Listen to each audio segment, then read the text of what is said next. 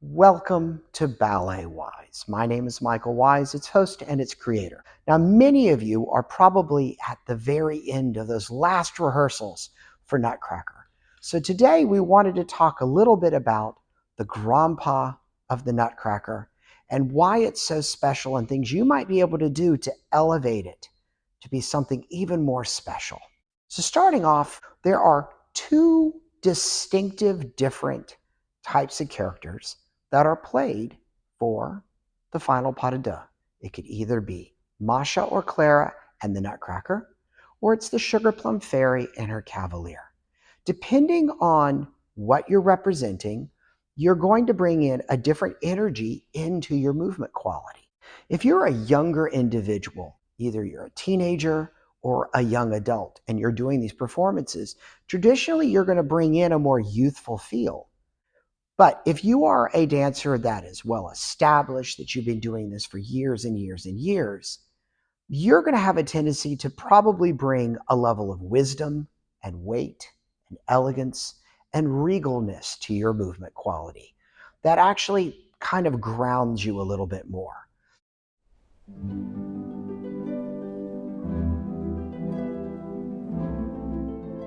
Let's look at what you can do.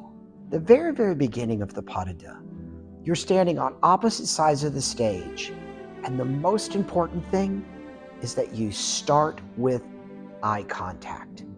Seeing each other, establishing a connection that you're going to maintain throughout the pas.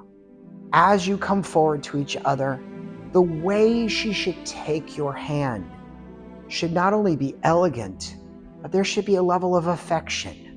Men, you have to be established and show your strength without looking like a Neanderthal.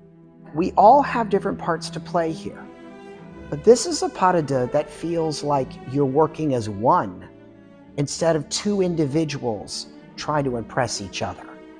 So remember, eye contact and focus on being calm at the very, very beginning, that it's a development of what is to come.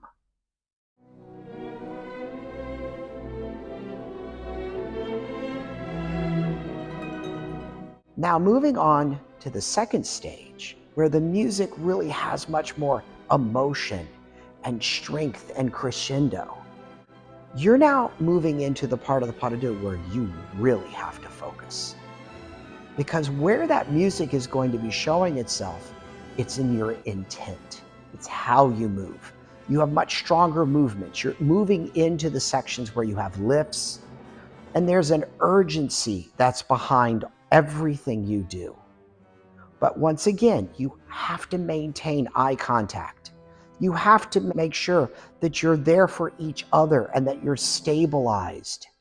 Don't shy away from looking at each other, because that's how you're going to communicate, not just to each other, but also to your audience, that you are meant to be together.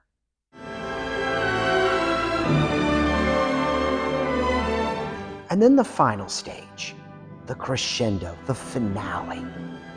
It's more along the lines of, now that you're working as one unit, now you are presenting everything to your audience. That once again, you're working together. You're not two individuals, but you're working as a pair.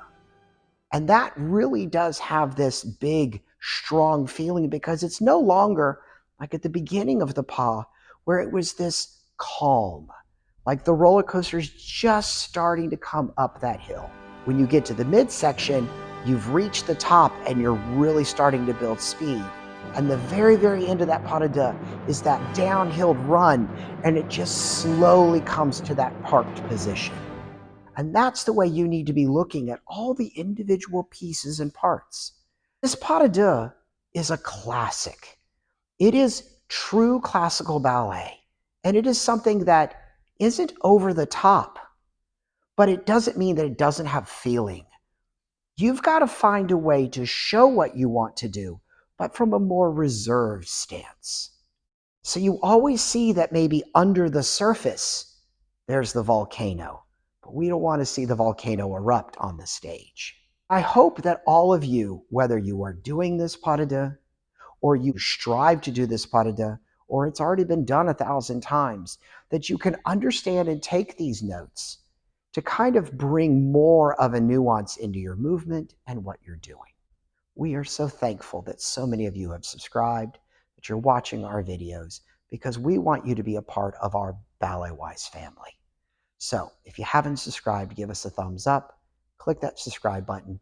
And if you have got questions or ideas or things you would like for us to think about or talk about or just introduce to our community, leave us a comment. And remember, always strive to be the best person you can be and keep dancing. Bye.